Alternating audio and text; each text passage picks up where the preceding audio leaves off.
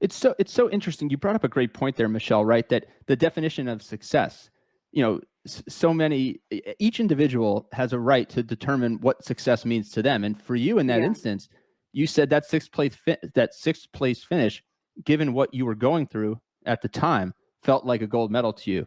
Talk about that for a minute. Yes, because I know we all want to win, but sometimes we have to look at our circumstances and life happens, and where you end up is where you end up. It doesn't always mean that you was a failure. That just means it wasn't for you today, right? And so I didn't look at that sixth place as if I failed, but I knew that I had to overcome a lot to even have this opportunity. And I was grateful for the opportunity because now I was able to prove to myself that I can fight through hard times.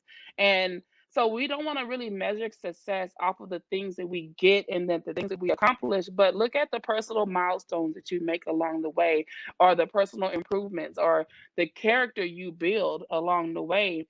That's the real prize in success, is who you become in the process while trying to be your best. So, who you become in the process while trying to be your best. What a perspective there, Michelle. One of the things that, and you and I have talked about this before, but one of the things that interests me and fascinates me about individual sport versus team sport is Hmm. that it truly is, like you said, it's all about you, and it's incumbent upon you to set a game plan, to stick to the game plan, Yeah. finesse the game plan.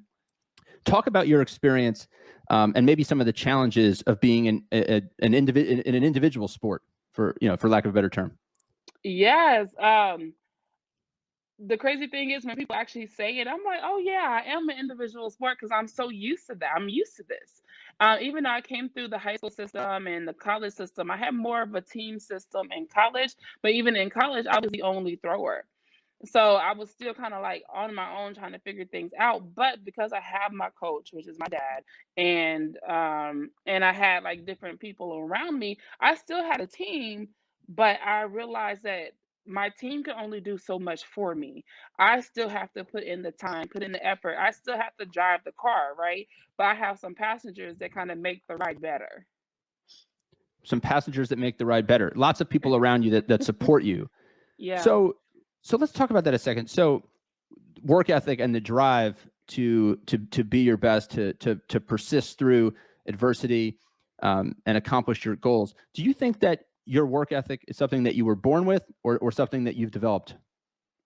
I think it's definitely something that I developed. I do think that some people, it might be easier for them with how they're born, but what's around you can definitely help shape and build up your work ethic.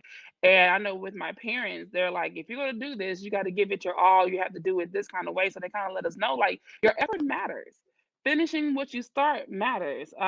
If you're going to do it well. That matters. And so I do think that that's something that I was taught and I learned along the way. But as I kind of figured out what I needed to do for myself to be successful, then I didn't really depend on others to really tell me how to work. I started to figure out how I needed to work for myself.